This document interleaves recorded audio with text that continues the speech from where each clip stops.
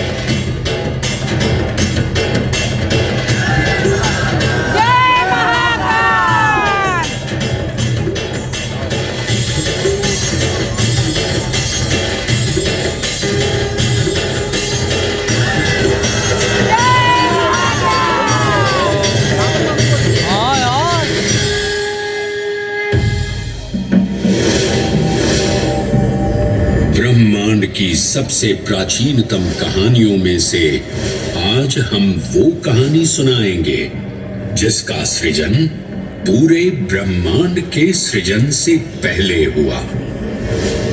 तब न देव थे, न असुर, न जीव था, न जंतु, न जल था, न अग्नि, न वायु, न भूमि। समष्टि के शून्य में विराजती एक शक्ति, कालातीत और कालों के नियंता।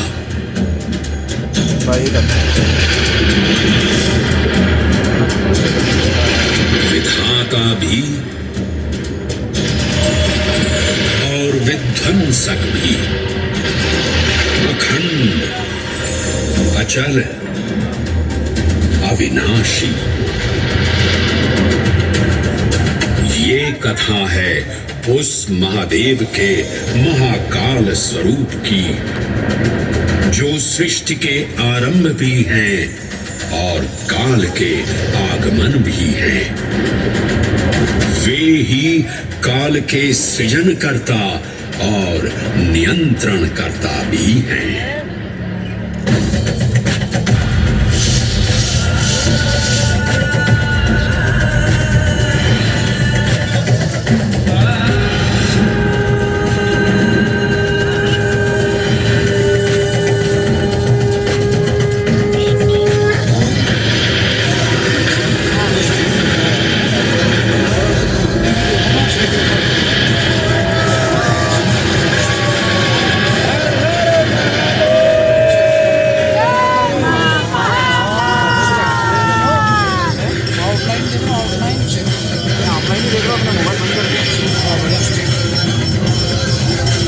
इसका वीडियो आता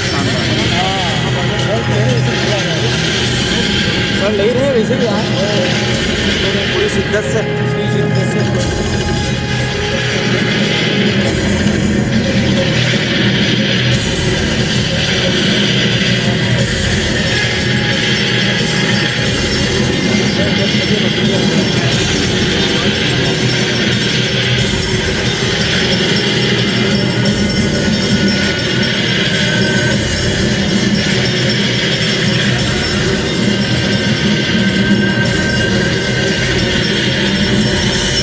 निर्विकार होते हुए भी अपनी माया से विराट विश्व का आकार धारण करने वाले महाकाल।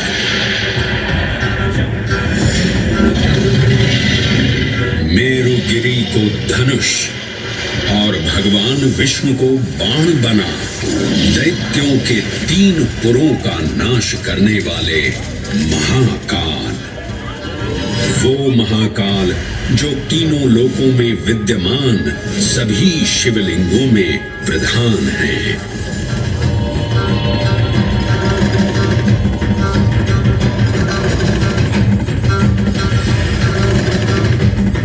वो महाकाल जिनके त्रिशूल की तीनों नोकों से काम, क्रोध और लोभ पर नियंत्रण होता है, जिनके मस्तिष्क पर चंद्र शीतलता का प्रतीक है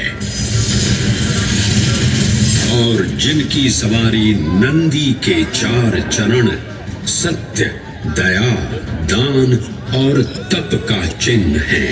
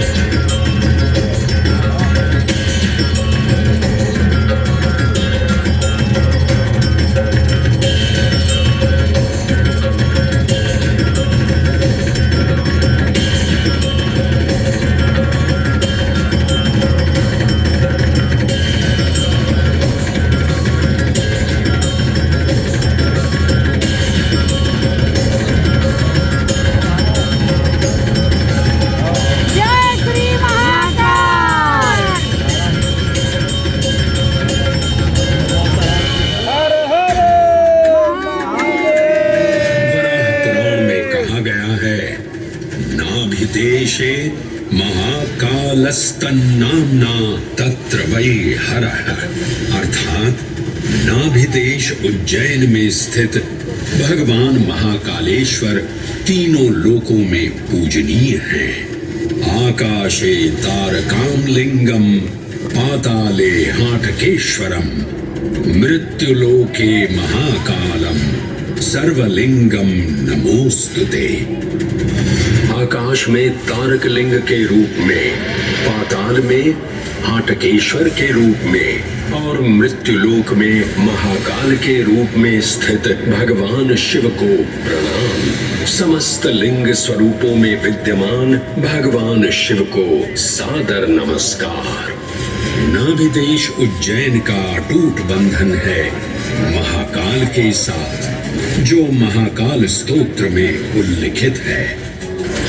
उज्जयिन्यां महाकालम महाकालेश्वरम हरम महाकालम महायोगिनम नमामि पार्वती पतिम।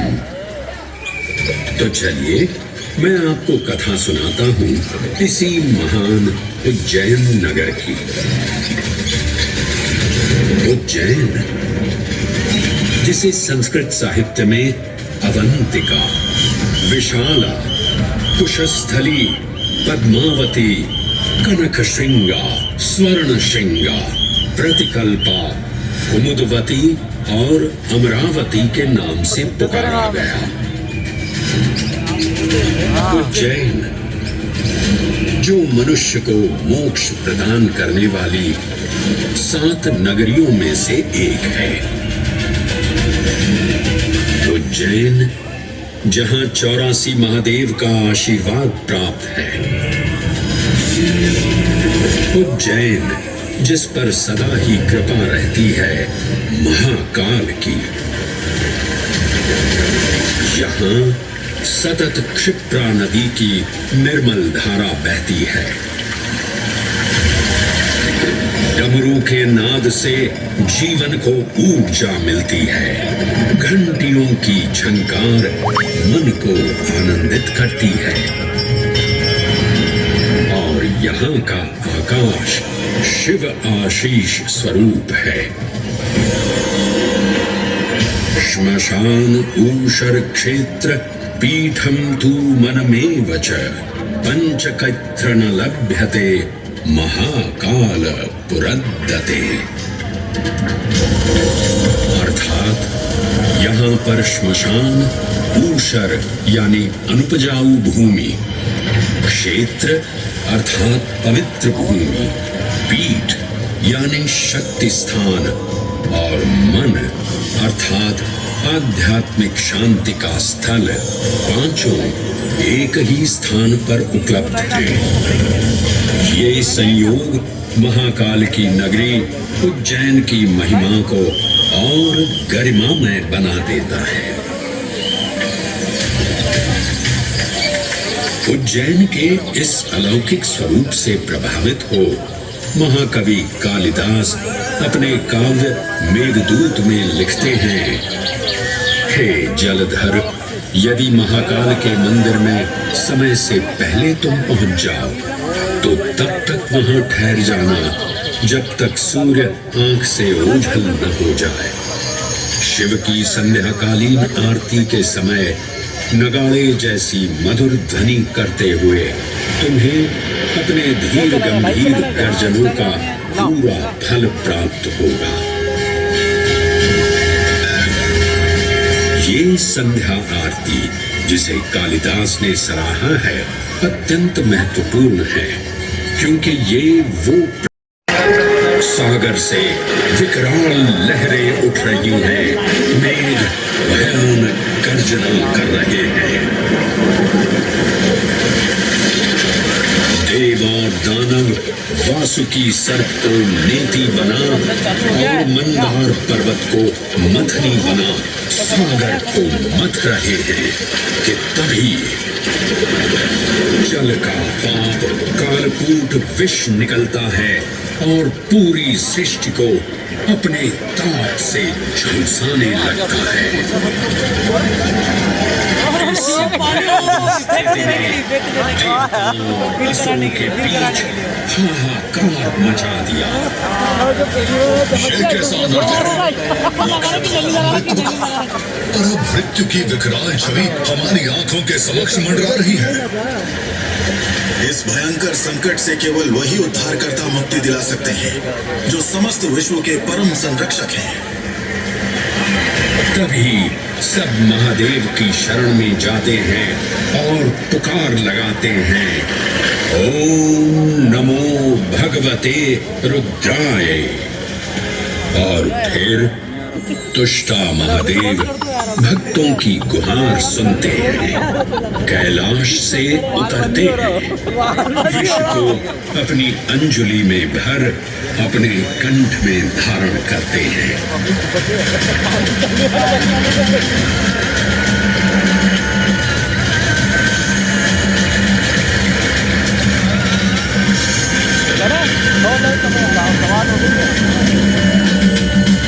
अंततो गत्वा सागर मंथन से अमृत कलश प्रकट होता है।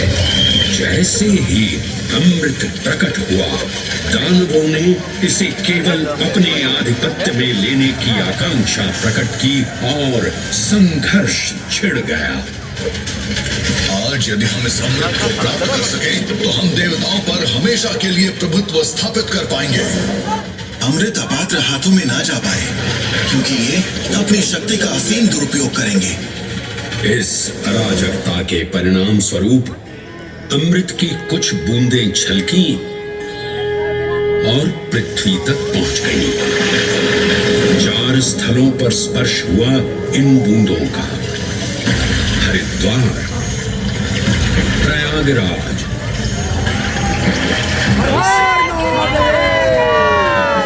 उज्जैन।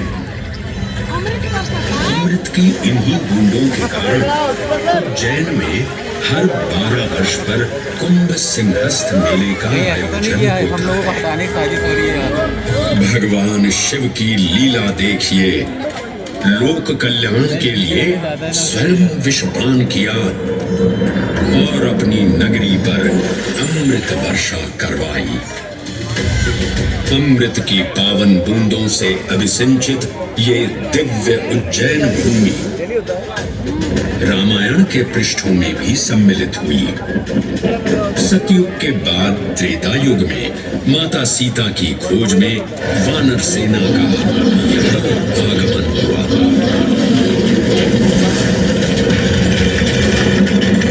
समय की इस यात्रा के माध्यम से अब प्रवेश करते हैं वाल्मीकि रामायण के किष्किंधा कांड में।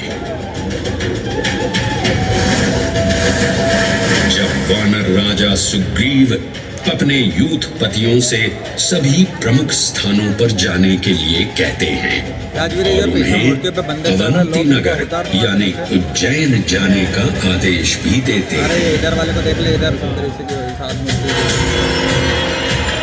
एक राउंड मार लो, मेखला, दोनों मिलके राउंड मार लो। उत्कल के क्षेत्र, उतर जाएंगे एकदम। दशर्न के नगर, आब्रवंती, मैं इधर करूँ यार। अब आए अवंती तो बताना मेरे को। और विदर्भ के राज्य, साथ ही माहिष्का के आकर्षक राज्य में भी पूरी तरह से खोजना होगा। देखना उधर है ना। एक युग भगवान विष्णु के राम अवतार से संपृक्त और अगला युग उन्हीं के एक और दिव्य अवतार से समरस होना, ये अद्वितीय संगम केवल उज्जैन में ही संभव था। परंतु एक क्षण ठहरिए और ध्यान से सुनिए। ये हैं महाकाल के 1008 दिव्य नाम। हाँ, मैंने काल चक्र को परिवर्तित कर दिया है और अब द्वापर युग का शुभारंभ हो चुका है। विस्मय पूर्ण हो जाएंगे ये जानकर कि महाकाल के इन नामों को स्वयं भगवान श्री कृष्ण ने रचकर पिरोया था।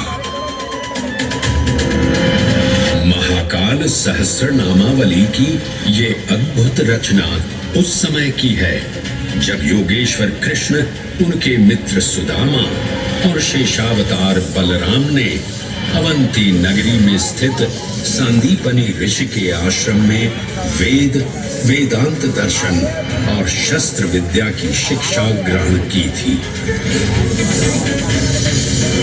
कहते हैं कि भगवान श्री कृष्ण को अवंती ने ऐसा मंत्रमुग्ध कर दिया कि यहाँ 64 दिनों तक रुककर उन्होंने 64 विद्याएं और 14 कलाओं का ज्ञान लिया। उज्जैन का संबंध महाभारत से भी जुड़ा हुआ है। इस महान महाकाव्य के वन पर्व में उल्लेख किया गया है कि महाकालेश्वर मंदिर में स्थित कोटि तीर्थ जल का स्पर्श मात्र करने से अश्वमेध यज्ञ के समान फल प्राप्त होता था। और फिर परिवर्तन की इस अनवरत धारा ने एक नई कहानी लिखी। उज्जैन में उदय हुआ मौर्य वंश का। सम्राट बिंदुसार ने अपने पुत्र अशोक को उज्जैन का राज्यपाल बनाया और समय के साथ अशोक के शासनकाल में धर्म का विस्तार हुआ। मौर्य वंश के पश्चात विभिन्न राजवंशों, सम्राटों और नरेशों ने उज्जैन की सेवा की। उनमें से प्रमुख मालवागण और फिर गुप्त वंश ने यहाँ राज कर इसके वैभव में वृद्धि की। उज्जैन ने अपने भव्य तेज से जहाँ महात्माओं और शासकों को आकर्षित किया, वहीं इस नगर पर आतताइयों की दृष्टि भी पड़ी।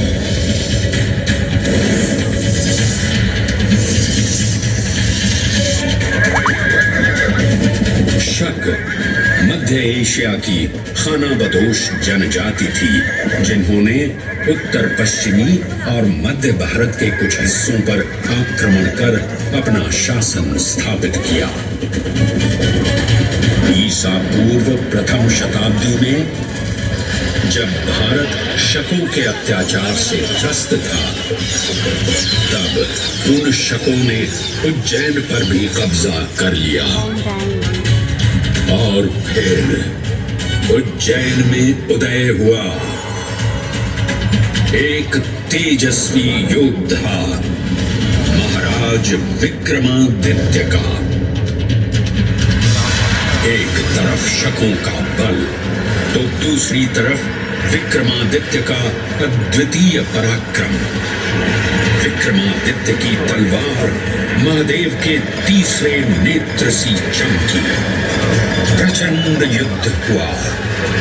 महाकाल की कृपा से शूरवीरों ने शकुओं को परास्त किया और उज्जैन में गणतांत्रिक शासन स्थापित किया।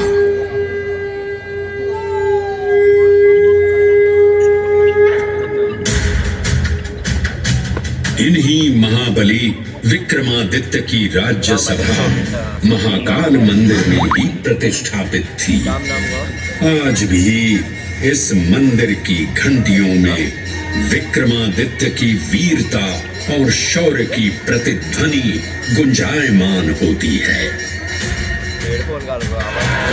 राजा विक्रमादित्य और शकों के मध्य हुए युद्ध ने उज्जैन को काल चक्र से अभिन्न रूप से जोड़ दिया, क्योंकि जिस दिन उनको विजय प्राप्त हुई उस गौरवशाली उपलब्धि के सम्मान में एक नवीन पंचांग का शुभारंभ किया गया, विक्रम संवत पंचांग। आज भी कई हिंदू पर्व और धार्मिक अनुष्ठान विक्रम संवत पर आधारित हैं।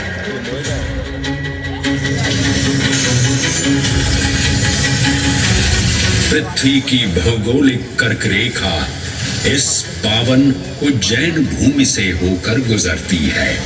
लगभग 300 वर्ष पूर्व उज्जैन विश्व समय का प्रमुख संदर्भ बिंदु था। यही कारण है कि उज्जैन की वेदशाला में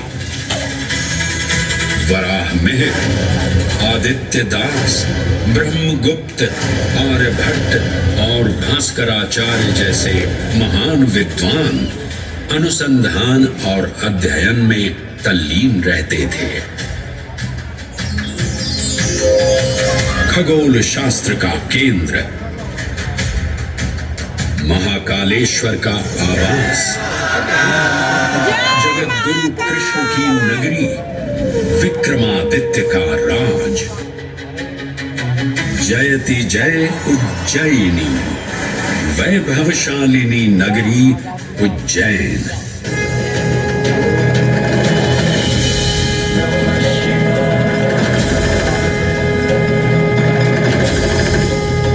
श्वासों को शिव मंत्र से अलंकृत कर, मन को भाव की गंगा से निर्मल कर, जो भी उज्जैन में महादेव की शरण लेता है उसका कल्याण होना निश्चित है। आज सुनी सबने गाथा महाकाल की, दर्शन जिनके दुर्लभ हैं, नमन करे जिन्हें काल भी, चरण में जिनके है बसा। ये समस्त संसार कभी नहीं देखा होगा धरती पर ऐसा चमत्कार।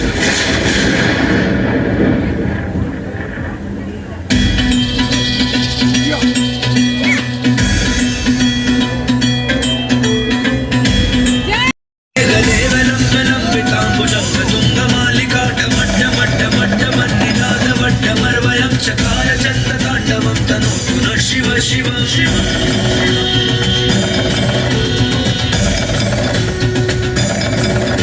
जटाकटाह सभ्रमं